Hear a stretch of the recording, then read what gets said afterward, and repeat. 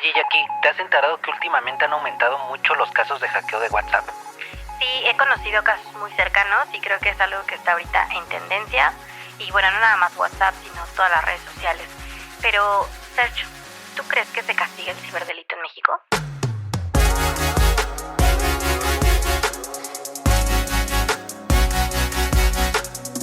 Bienvenidos a un nuevo episodio de nuestro podcast Radio Secure. Serge, ¿cómo estás? Bienvenido. Muy bien, gracias. Un placer, como siempre, estar aquí. Agradecemos también la participación de nuestra invitada de honor, la maestra Elizabeth Tenorio, quien, déjenme contarles, que ella laboró más de 13 años en el actual Guardia Nacional. ¿Cómo estás, Eli? Bienvenida. Hola, Jackie. Muchas gracias. Hola, Sergio. ¿Cómo te va? Muy bien, muy bien. Y pues muchísimas gracias por la invitación que me han extendido. Y pues bueno, ahora sí que estamos aquí para hablar de temas muy interesantes en materia legal. Pues muchas gracias, Eli, por estar aquí. Hay mucho de qué hablar en temas legales en ciberseguridad y bueno, mucho que aclarar y también responder preguntas de los que nos están escuchando. Y bueno, Eli, pero antes de entrar al tema que queremos platicar contigo, me gustaría conocerte más. ¿Quién es Eli Tenorio? ¿De dónde viene? Pues mira, de manera inicial comencé trabajando en un juzgado de paz penal, realizaba proyectos de sentencia y pues esto me permitió analizar específicamente delitos, ¿no? El tipo penal. Ya después de ello ingreso a Policía Federal y que se convierte después en Guardia Nacional en el área de ciberdelitos, donde iba a estar únicamente de manera inicial por 15 días y después me quedé como 13 años, ¿no? Ok. Y pues hoy día ya me desempeño en sector privado. Eli, es bien interesante tu currículum. ¿Cómo fue tu proceso académico? ¿Qué estudiaste? Estudié Derecho de manera inicial y me fui especializando en el área penal, en procesal penal, en la entrada de juicios orales. Y pues ya viendo todo este avance tecnológico me comenzó a llamar la atención la parte de ciberdelitos y de ahí comencé a estudiar más, gobernanza de Internet, diplomacia, datos personales y pues ya también empecé a certificarme en auditor LIDE para lo que es toda la parte de ISO 27001, de esta parte de gestión de la información. Y bueno, también empecé a certificarme en las investigaciones en red pública, ¿no? Entonces todo esto me da como la oportunidad de conocer, porque no soy una persona técnica, hoy día la seguridad ya no es técnica, y esto me da la oportunidad, la verdad, grande de conocer más a fondo cada uno de estos temas. Eli, es súper interesante lo que nos cuentas de cómo te preparaste para estos temas legales y ciberseguridad, pero mi duda es, ¿en qué momento pasaste de ser abogada a adentrarte ya en temas de ciberseguridad? ¿Cómo lo lograste? Pues mira, de manera inicial fue pura casualidad, porque yo iba a estar en el área por 15 días y ya llegó todo este tiempo, ¿no? Pero a medida que yo iba conociendo los delitos, me iba interesando más, me gustó más, y veía que había un mundo de conocimiento allá afuera que me comenzó a apasionar, a gustar y como que mi mente solita trabajaba y funcionaba y me decía, busca más y busca más y busca más toda esta información hasta llegar a encontrar pues convenios, libros y empezar a comprar muchísimos libros, ¿no? Y de eso adentrarme y que muchas veces este resultado se veía plasmado en algunas investigaciones de los chicos que sí eran técnicos y que a lo mejor parte de mis opiniones también podrían ser incorporados a propuestas. Claro. Y que los ministerios públicos conocieran esta parte y que se comenzaran a apoyar en mí. Entonces eso me comenzó a motivar bastante. Está súper interesante. Eli, justamente lo que comentas es bien interesante porque creo que no hay mucha gente que se dedique a esto, ¿no? Al derecho y conjuntado con la ciberseguridad. ¿Tú qué le recomendarías a nuestros seguidores que son abogados, que les interesa el tema de ciberseguridad? ¿Cómo se pueden preparar para llegar a esto? Pues yo creo que primero que vean este tema desde una perspectiva amplia. No decir no solamente legal, ¿no? Porque hay abogados que te dicen, no, es que la tecnología a mí no me gusta, ¿no? O sea, no es que operes la tecnología, es que entiendas cómo te va a funcionar un WhatsApp. Los procesos, Un ¿no? proceso y que en base a eso o con base a eso más bien, tú puedas defender a una persona, le puedes regresar su libertad a una persona o puedas hacer que esa persona que sufrió un daño pueda tener un resarcimiento. Yo creo que eso es algo como abogado muy importante, o que recuperes una propiedad, ¿no? Para ver esa satisfacción de una persona que está en problemas y necesita tu ayuda, pues te hace que entiendas la tecnología en beneficio de ellos. Eso que nos comentas es justamente una motivación, ¿no? Motivaciones que les recomiendas a los seguidores, pero en cuestión de preparación, ¿qué deben de estudiar? ¿A dónde se deben de meter? Por ejemplo, en la parte de cibercrimen, pues sí tener muy claros cómo es el proceso penal, ¿no? Porque pues hay muchos procesos. Hoy día ya tenemos un código nacional que está más homologado, pero sí entender la parte de gestión de riesgos, entender la parte cómo funciona la seguridad de la información, por qué esta triada es tan importante, cómo se mezcla con la parte de protección de datos y cómo al final las repercusiones pueden ser hasta de carácter internacional y graves, ¿no? Entender una estructura de una organización que a lo mejor no es una parte ni siquiera técnica, ¿no? de informática, sino administrativa. Entonces toda esta parte sí es irla conociendo poco a poco y pues entender la tecnología.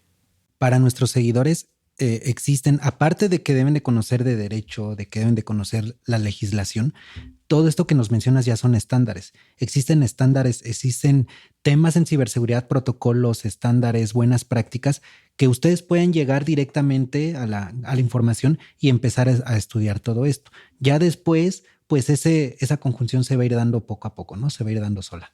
Sí, efectivamente se va dando sola porque cuando ya conoces un estándar de a lo mejor de atención de gestión de un incidente o conoces la normativa de NIST que te habla de toda esta parte del marco de ciberseguridad, pues ya comienzas a entender cómo puede entrar en cada parte el derecho, en dónde sí te toca entrar y en dónde no. Es que yo creo que así como la ciberseguridad que está en todas las áreas, el área legal también. Entonces, cuando conjuntas estas dos partes, yo sí considero que hay una amplia oportunidad de desarrollarte como abogado en ciberseguridad, porque he tenido la experiencia de que clientes nos han platicado que no cuentan con un área legal enfocado a ciberseguridad. Sí tienen su área legal, pero no enfocado a ciberseguridad. Entonces, yo creo que estás en una muy buena oportunidad de seguir apoyando a las empresas, de desarrollarte todavía más, de seguir estudiando, porque así como la ciberseguridad, la tecnología sigue avanzando. Eli, ¿existe una carrera como la que menciona abogado en ciberseguridad? ¿Existe ya algo así, una especialidad, o es algo que apenas se va dando? Como abogado en ciberseguridad no está. Sigue, hasta ahorita algunos planes de estudio siguen muy enfocados únicamente a civil, penal, mercantil, amparo, que son laboral, penal, enfocado a esta parte. Pero sí existen ya hoy día capacitaciones, por ejemplo, diplomados en ciberseguridad, en protección de datos, otras empresas que te certifican en gestión de riesgos, en estándares, en ser auditor líder, pues todo eso es irse allegando de cada una de estas partes del conocimiento que no necesariamente está inmerso en la carrera de derecho. Eli, creo que hay muchas instituciones, empresas privadas que desconocen el tema legal en temas de ciberseguridad. ¿Nos puedes platicar cuáles son las leyes o cuáles son las normas que actualmente existen? Y si existen, porque creo que también hay esa duda. Fíjate que, Sergio, Jackie, es muy importante hacer una distinción específica. ¿A qué me refiero? ¿Hablamos de ciberseguridad o de cibercrimen? Hoy día estas dos palabras están siendo utilizadas como sinónimos y lo hemos visto, bueno, en múltiples, tal vez en algunos foros o escritos o propuestas normativas que mezclan esto como sinónimo y es muy diferente. La Organización Internacional de Telecomunicaciones tiene ya un concepto muy específico de ciberseguridad que se refiere a gestión de riesgos, a procesos, toda esta parte de seguridad de la información. Mientras que el ciberdelito o el cibercrimen, estamos hablando de la protección de bienes jurídicos tutelados que vienen con un componente tecnológico. Y todavía ahí tenemos otra distinción porque se pone bastante interesante. Les pueden llamar los delitos ciberhabilitados o los delitos ciberdependientes, ¿no? Y bueno, o sea, hablar de cada uno, pues sí tiene como sus implicaciones. Su desarrollo. ¿No? Su desarrollo, ¿no? Y su especialidad. Por eso es bien importante centrar el alcance de cada una de estas materias que si bien se van relacionando en algunos puntos, porque pues para configurar un delito, como decíamos ahorita, necesitas saber a lo mejor qué es una gestión de riesgos para ver cómo si se pudo haber configurado algún tipo de responsabilidad, pero no estamos hablando propiamente de ciberseguridad.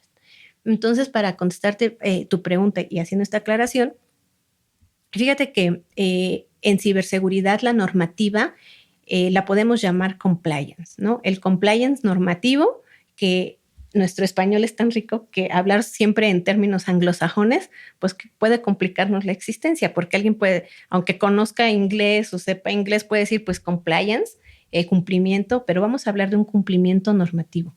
Esto en ciberseguridad se va dando a través de estándares internacionales y de buenas prácticas, que no necesariamente estamos hablando de las leyes que podemos encontrar cuando vamos a las librerías, a la Constitución, ¿no? Ajá. Vamos, ¿cuántas veces no hemos ido a una librería y vemos ahí en el stand los códigos y son como unos libros que muchos de mis compañeros decían que era para ajustar las mesas, ¿no? O los sillones, ¿no? Para que no se movieran. Pero no, o sea, la materia de ciberseguridad, la materia normativa, va a comenzar desde los estándares y las buenas prácticas internacionales hasta desarrollarse, sí, en otras materias como telecomunicaciones, datos personales, porque hablamos de integridad, confidencialidad y disponibilidad de la información. La tríada, sí. Así es, la tríada. Justamente, o sea, nos estás comentando esta parte que sí existen regulaciones y existen leyes. Y de hecho, hoy en día es sabido, o sea, si tú vas a un evento de tecnología con CISOs, todo, se tiene esa creencia de que no existe nada, de que no existen leyes, de que no existen regulaciones. ¿Tú qué les dirías o qué nos dirías cuando pensamos eso? Que no hay nada en México, una regulación que te ayude en temas de ciberseguridad. Que sí existe en esta normativa y que se apoyen también de sus abogados al momento de tratar temas de tecnología. Lo decías hace un momento, ¿no? ¿Qué fue lo que estudiaste? ¿Cómo ha sido tu formación, ¿no? Académica para conocerlo? Ya hemos visto en muchísimos foros de ciberseguridad que este tema no es un tema únicamente de tecnólogos, ¿no? Como se llegan a decir, ¿no? La parte técnica.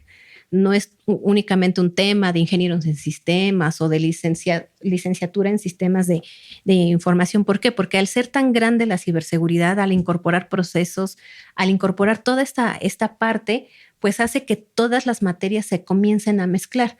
Hoy día la ciberseguridad siempre son procesos transversales a nuestra vida y a nuestra existencia, ¿no? Podemos ya hablar de Internet de las cosas, ya hoy día está tomando mucho en boga la parte de inteligencia artificial. Sí, hay mucho que hablar. ¿Y qué es lo que vamos a hacer? ¿Sí? ¿A dónde nos vamos a dirigir? No podemos hablar que la inteligencia artificial no va a impactar a un contador, ¿no? Y un contador no es un ingeniero en sistemas, pero debe de saber cómo cubrir su propia seguridad personal de manera inicial para saber cómo puede utilizar los programas contables específicos que se han desarrollado. Y pues hoy día, cuando rendimos nuestra declaración de impuestos, ya lo hacemos con un sistema informático, ¿no? Entonces es muy importante que sí conozcamos desde los propios estándares internacionales, que no son una regla, pero al final ante un incumplimiento, ya sea civil, contractual, de carácter penal, para instancias públicas, de carácter de transparencia, de derechos humanos o de datos personales, se tienen que cumplir y tú tienes que mostrar la evidencia suficiente para decir que estás cumpliendo esta normativa y no la encontramos en los estantes de las librerías. Ok, entonces deshagamos ese mito, eso es un mito. Cuando alguien nos diga que no existe... Mito número 1. Mito número 1, no, sí existe, sí hay cosas en México y ahorita justamente vamos a empezar a hablar ya un poquito más de ese tema. Ahora, ya que nos confirmas la existencia de estas normas, políticas, leyes, que en México existen justo para temas de ciberseguridad, platícanos qué regulaciones deben de seguir las instituciones gubernamentales. Nos vamos a adentrar un poco en este tema, tanto instituciones como en empresas privadas, porque también he escuchado algunas noticias y es que si tú conoces algún caso, estaría bien que nos pudieras platicar sobre cuando una empresa desconoce estos temas, o sea, sí tienen una responsabilidad legal por no haber cumplido ciertas normas, que era lo que comentábamos. Sí, fíjate que pasa tanto en los sectores públicos, privado o académico, que desafortunadamente hoy día los ciberataques pues son constantes, ¿no? Mucho se dice que Latinoamérica de manera general es como el patio de prácticas de ciberatacantes asiáticos. Sí, claro. ¿Y qué es lo que debemos hacer? Todas las áreas de tecnología tienen un papel muy importante y fundamental, algo que se les llama calidad de garante. ¿Qué es esta calidad de garante y por qué es tan importante? Esa calidad de garante es equiparable a un bombero, a un doctor o a un policía. Todas estas personas, incluyendo ya el CISO, el CIO, que tienen estas responsabilidades, deben enfocar sus acciones a proteger. Cuando dejas de hacer eso, no es que hagas, sino más bien que dejas de hacer. No hagas, lo que no hagas. Ajá, Okay. Más bien aquí lo que no hagas es lo que va a ser sancionable. Y dependiendo en la empresa en la que estés o al sector al que pertenezca, puede existir diversos temas de responsabilidades, ¿no? Y también las mismas materias, no es lo mismo un tema hacendario que un tema alimenticio, Sí, que un claro. tema de agua o que un tema únicamente de seguros. Cada uno tiene un impacto muy diferente dependiendo pues el tipo de ataque si se ha suscitado. Desafortunadamente, muchas de estas empresas o empresas muy pequeñas, derivado de esta falta de operación por uno de estos ataques, han desaparecido. Entonces necesitamos sí reforzar nuestras responsabilidades a través de los canales adecuados, ya sea tecnológicos, de comunicación, de participación al interior de las organizaciones públicas o privadas, a lo mejor en esta parte sí sin distinción, para que podamos ser más efectivos y que no cierren nuestras empresas, porque finalmente un cierre de empresa va a afectar al trabajador, ¿sí? Y que no vas a encontrar trabajo tan rápido, o a lo mejor también te va a afectar en servicios sociales que estabas destinado, ¿no? Aquellos que están inscritos en el IMSS o en el ISSSTE, pues que se vean afectados, que no puedan tener algún tipo de operación o que se queden sin el servicio, tengan que ir a un particular y no tengan los recursos suficientes. Al final todo esto se hace exponencial y no lo vemos con esas miras. Al no seguir o al no cumplir ciertas normas de la institución o de la empresa, sí hay una responsabilidad, no te está afectando tanto económico como para tus colaboradores, ¿no? Así es.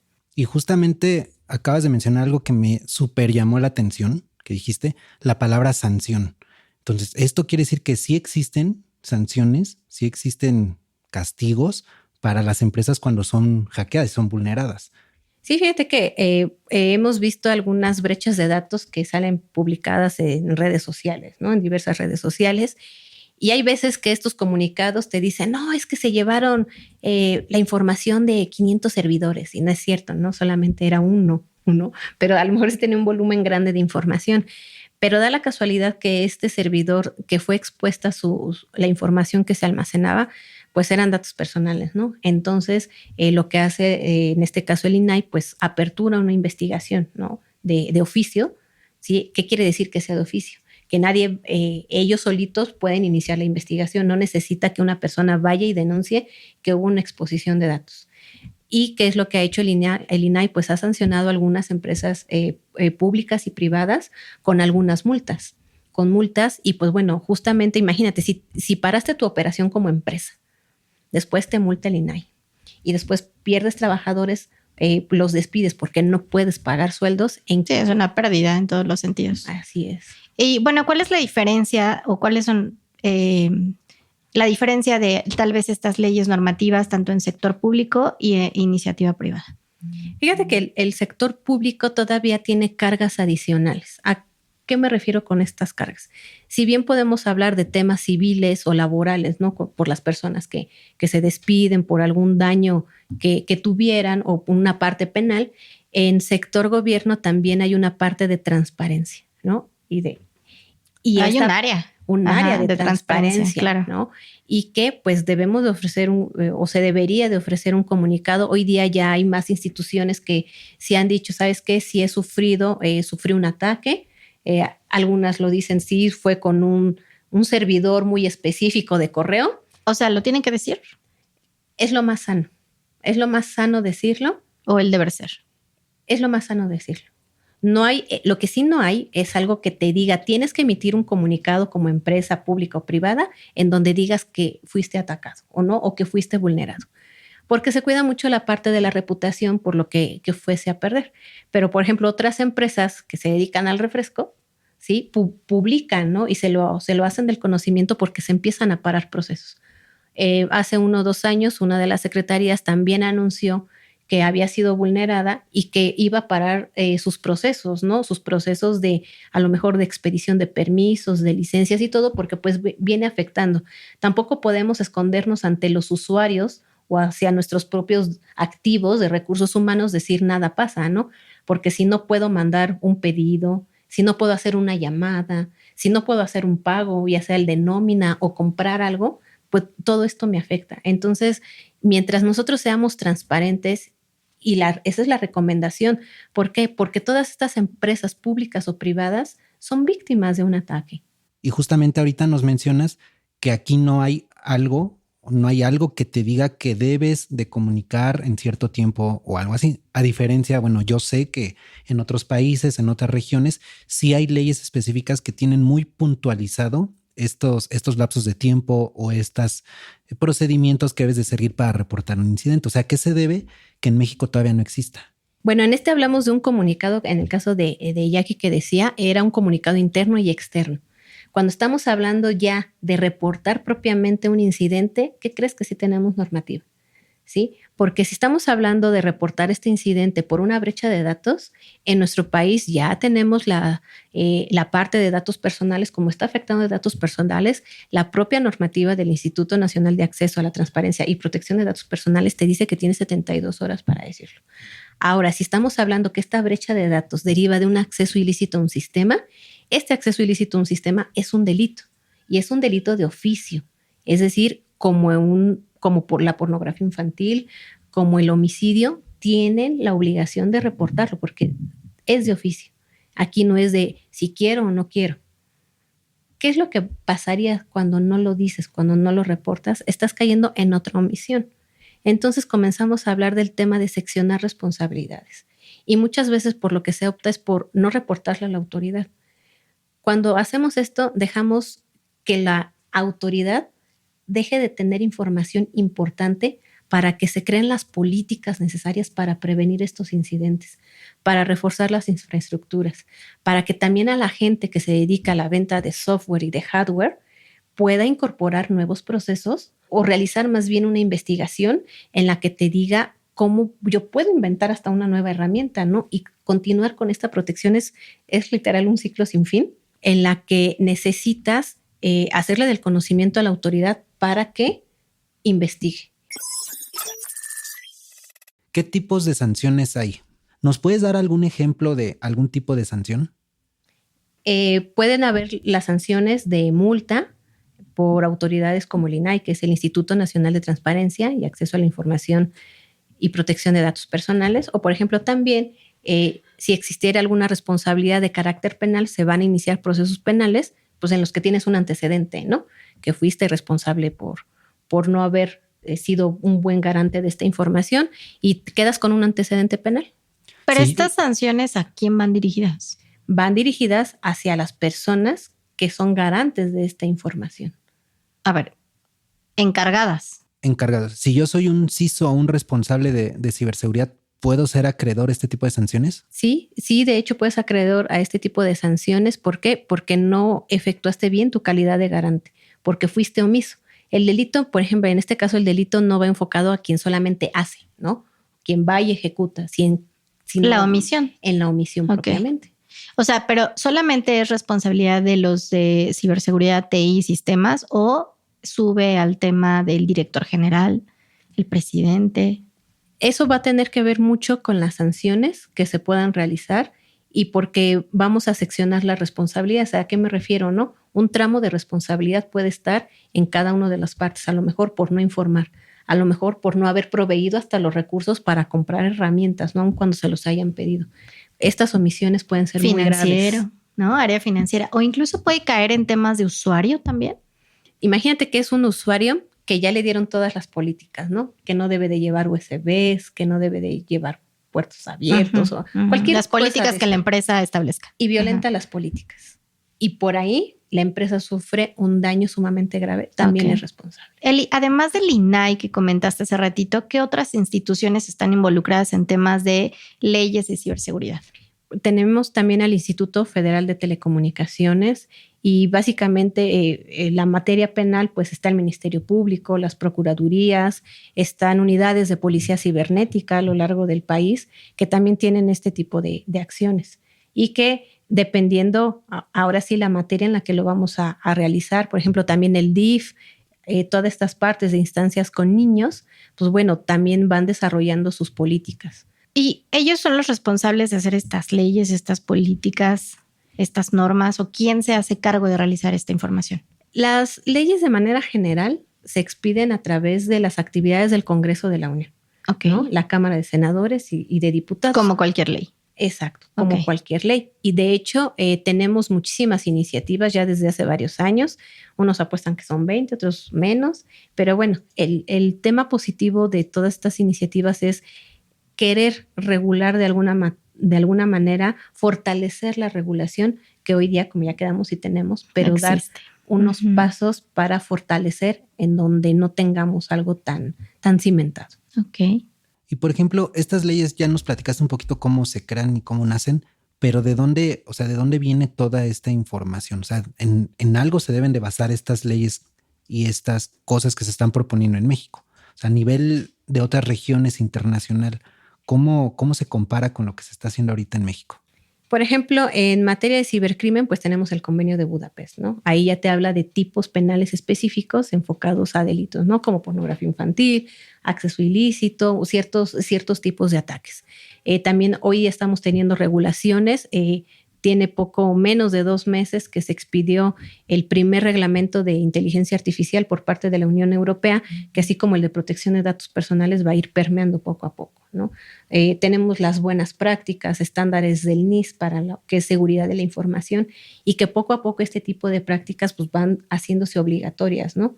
Como los reportes de los incidentes y todas estas cosas van complementando y van creándose las obligaciones específicas para las personas.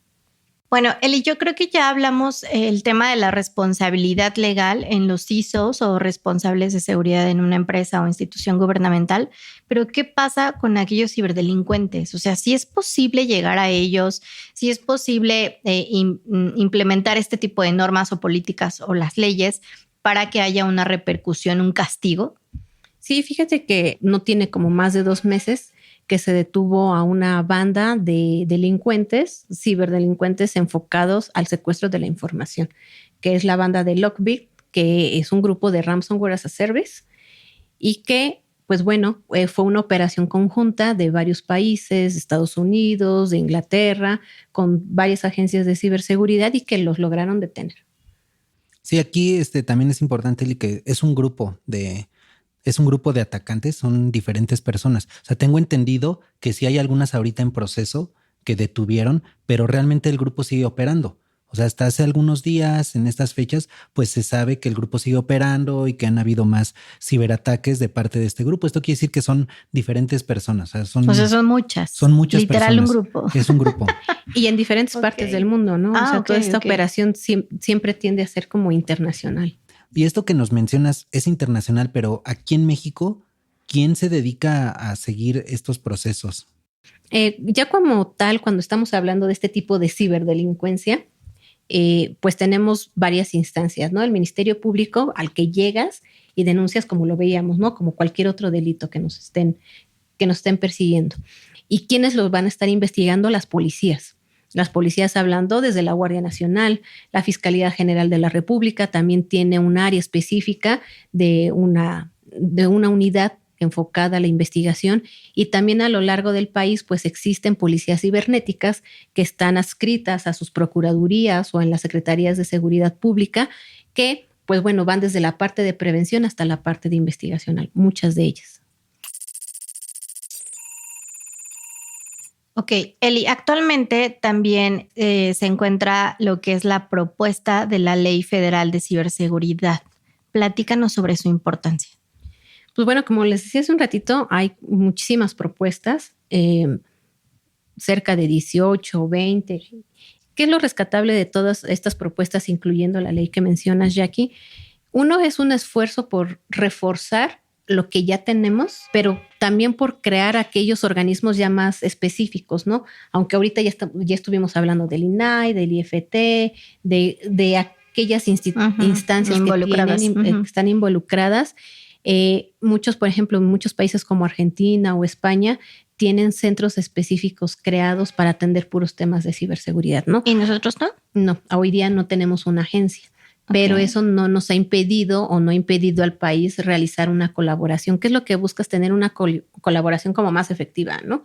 No porque todo lo demás sea defectuoso, sino que pudiera ser más ágil, ¿no? Entre ya las personas que lo trabajan. Okay.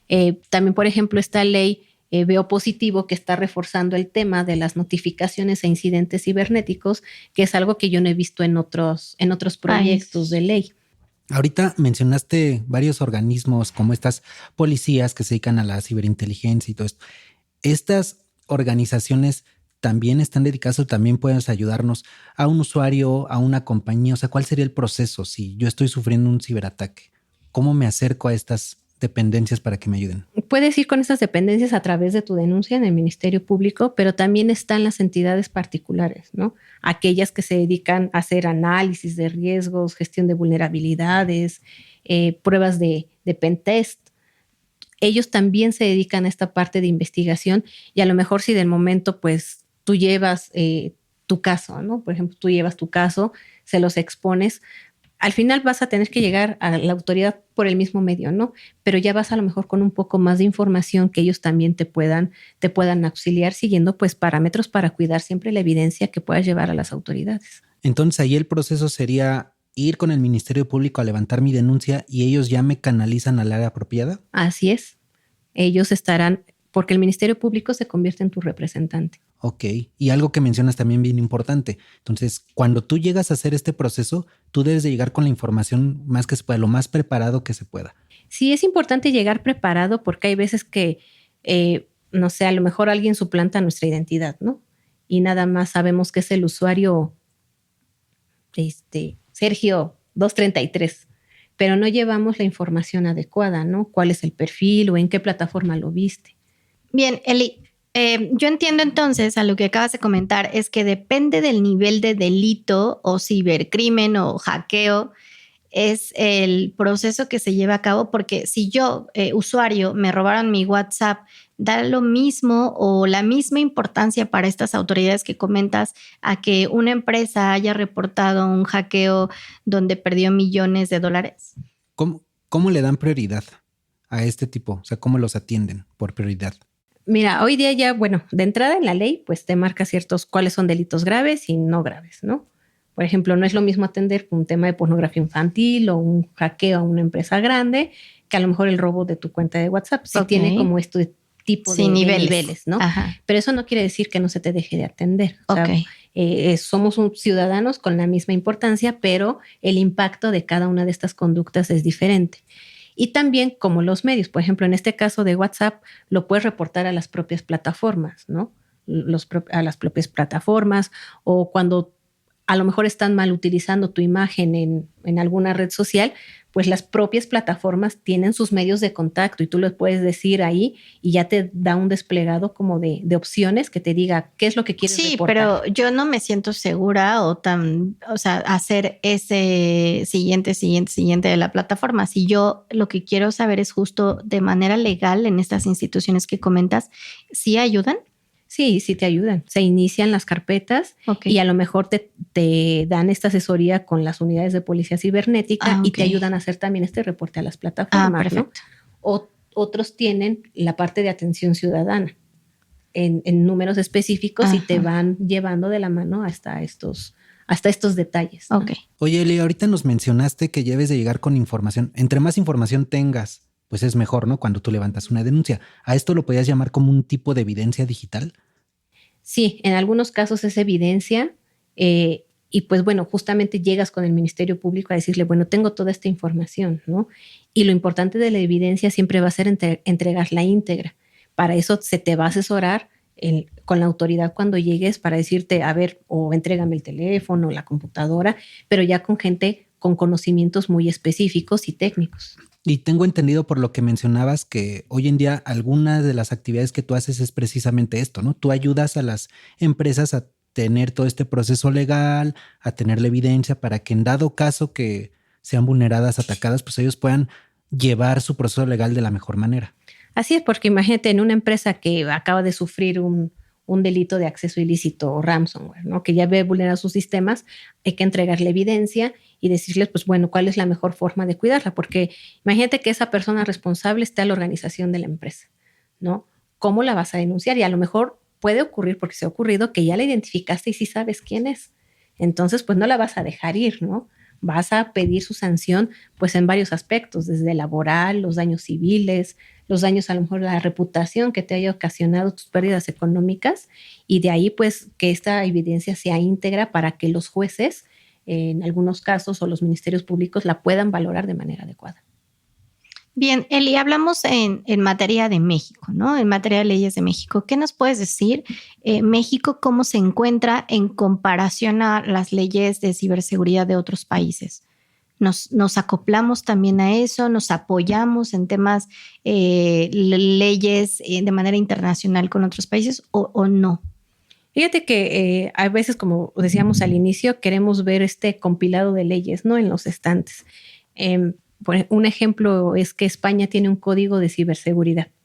Cuando tú lo revisas, pues es toda una compilación en telecomunicaciones, en procesos penales, no son como todas estas leyes que estamos acostumbrados a verlo. Entonces, cuando tenemos toda esta relatoria, pues bueno, sí tenemos, por ejemplo, el convenio 108 que va enfocado a datos personales, pues México ya es parte de esto, ¿no? Cuando hablamos de protección a los niños, tenemos la Convención de los Niños, que México ya suscribió y ya ratificó desde hace muchísimos años. Y, por ejemplo, en este hay un protocolo anexo para proteger a los niños de la pornografía infantil. Se da esta cooperación internacional. Ok, una cooperación. Está perfecto. Entonces, tenemos varias cuestiones así. Obviamente, pues lo tenemos que reforzar. México participa en lo que es hoy día en la Convención de la ONU, que está enfocado justamente a crear un tratado más internacional, ¿no? Porque el de Budapest fue específicamente para Europa. Hemos sido invitados, no lo hemos ratificado, pero esta parte de la ONU pues está integrando la visión, por ejemplo, del cibercrimen a nivel mundial. Mundial, claro. Bien, Eli, nos comentaste todas aquellas colaboraciones de manera internacional y todas estas políticas, leyes que también se están implementando en México, y bueno, está también la actualización de esta última ley que sigue todavía en proceso de aprobación. Pero a tu experiencia como maestra en ley de temas de ciberseguridad, ¿qué crees que le haga falta a México todavía para seguir reforzando y tener todavía aún más cimentado pues esta parte de leyes en ciberseguridad en México? Yo creo que sí es necesario reforzar a lo mejor todos estos marcos o protocolos que los tenemos como en un nivel muy bajo de obligatoriedad, sí elevarlos a un rango de mayor no severidad, porque no estamos hablando de severidad, sino de mayor aplicabilidad, ¿no? Y que sí tengamos este compromiso y convicción, sea público, privado, académico, de aplicarlo, ¿no? De aplicar nuestras buenas prácticas, de aplicar, no darle aceptar y hasta que terminemos de instalar el programa, ¿no? Uh-huh. Justamente la ley debería de cubrir aspectos de prevención, no ser solamente leyes reactivas, ¿no? Que hasta que no te pasa, lo aplico. Sí, exacto. ¿No? Sino crear políticas públicas efectivas que ayuden a los usuarios a que dejen de ser el eslabón más débil, y lo veíamos diciendo en otros foros, ¿no? Sino hacer el usuario la mejor defensa de cada una de las organizaciones. Sí, sumado con esto, Eli, yo estoy de acuerdo con todo lo que dijiste. De hecho, bien interesante los puntos que tocaste. También acepto que desde el punto de vista de las personas que nos dedicamos a TI y a ciberseguridad, mucho de esto lo desconocemos. Entonces yo aquí mi primera propuesta es acérquense a alguien como Eli, o sea, conozcan el tema de riesgo legal, que sí existe. Es un mito, ya nos dijiste que es un mito, que no hay leyes en México, que no hay sanciones. Sí hay sanciones, sí hay leyes. Entonces nosotros como expertos en ciberseguridad creo que ya debemos empezar a meter y a darle la importancia necesaria a todo el tema legal, porque sabemos que el riesgo legal está ahí, está vigente, y desafortunadamente nos llega a pasar un incidente, algo, y no estamos preparados. Entonces tenemos que empezar a meter todo este tema, protocolos, tenemos que empezar a conocer la normativa, las leyes. Entonces yo lo primero que diría es acérquense, metan este tema legal en sus estrategias de ciberseguridad y pues de ahí partimos, ¿no? Partimos para estar preparados. O sea, ya no solamente es un incidente que va a parar tu operación, que va a pegarle a la reputación de tu empresa, sino también ya tienes ahí un tema legal. Obviamente no queremos que nos sancionen, no queremos que nos metan a la cárcel. Tener responsabilidad. ¿Verdad? Ya cuando te quieran dar tu visa, un antecedente ahí, eres omiso. Exactamente. Sí, yo creo que sí es un tema muy importante. Y también considero que la mayoría de las empresas o un gran número de empresas no conocen este tema. Sí tiene su área legal, pero no especializado en ciberseguridad, y yo creo que sí cambia, ¿no? Sí, la verdad es que el enfoque legal sí cambia porque tienes que irte con el Blue Team, tienes que trabajar con ellos para saber qué están haciendo, qué están apretando, qué significan esos puntitos que ves, ¿no? Y hablamos de una IP, esos números separados por puntos, ¿qué es? Y entender al Red Team. ¿Cómo funciona? Cómo es que te están atacando para saber cuando ya llegues a un proceso del ámbito que sea, pues por dónde te pueden estar engañando, ¿no? Pues yo creo que sería importante tener un acompañamiento legal a estas empresas, ¿no? Un acompañamiento donde dices de concientizar, de dar a conocer, pero también si te pasa, o sea, en ese momento creo que no piensas más allá de ya me hackearon, ya perdí, o sea, no tienes conciencia de lo que estás haciendo, y yo creo que sí sería importante una persona como tú, Eli, que pudiera acompañar a las personas o a los CISOs o a los responsables, a los directivos a llevar este proceso legal como debe de ser, porque ha de tener sus procesos, ¿no? Y sí, imagínate que un día que el CISO no tenga ni siquiera la responsabilidad y le echan toda la culpa, ¿no? Entonces sí es importante segmentar esto. Bueno, pues a los que nos están escuchando, yo creo que es importantísimo tener el contacto de Eli. ¿En dónde te podemos localizar? Pues bueno, me pueden localizar en Intelligent Networks. Me desempeño como Cybersecurity Legal Officer y pues bueno, también atiendo los temas de cybercrime y apoyándolos en toda esta parte de cuidar la evidencia, de cuidar las responsabilidades, de seccionar cada una de estas partes. Todas esas actividades que solo una abogada puede hacer, ¿no? Y que no entendemos. Y yo creo que sí es importante. Pues bueno, chicos, ya saben en dónde localizarla. Por favor, busquen las redes sociales de Intelligent Networks, busquen a Eli, y que puede dar este acompañamiento agarrados de la mano para dar un proceso pues como debe de ser legal, y que justamente evitemos responsabilidades legales que tal vez no corresponden. Entonces, bueno, pues llegamos al final de nuestro programa. Muchas gracias por escucharnos. Agradezco la participación de Eli, y creo que es un tema bastante amplio. Eli, estás invitada nuevamente. Vamos a seguir hablando, vamos a seguir replanteando, vamos a seguir platicando pues en temas más interesantes. Si alguien de ustedes quisiera escuchar algún tema o tiene alguna duda, aquí podemos aclararlas en la siguiente visita de Eli, porque en efecto son temas muy amplios. Entonces, Serge, ¿alguna pregunta, algún comentario? Pues, solamente agradecer. Muchas gracias, Eli. Muchas gracias, Jackie. La verdad es que nos abriste el panorama. Muchas cosas no las conocíamos, ahora ya las conocemos. Ya tenemos por ahí ciertos temores. Creo que todos vamos a llegar a estructurar nuestras estrategias de ciberseguridad con el tema legal, pero muy interesante, y esperamos que surgieron muchas cosas, surgieron algunas dudas. Esperamos volverte a tener aquí para seguir hablando de esto. Gracias a todos por acompañarnos. No se pierdan nuestro siguiente episodio, donde vamos a seguir hablando de temas de ciberseguridad, temas legales. Si tienen algún tema que tratáramos en este podcast, no duden en escribirnos en todas las redes sociales @Intelligent Networks. Y pues bueno, los dejamos, nos escuchamos para la próxima. Gracias.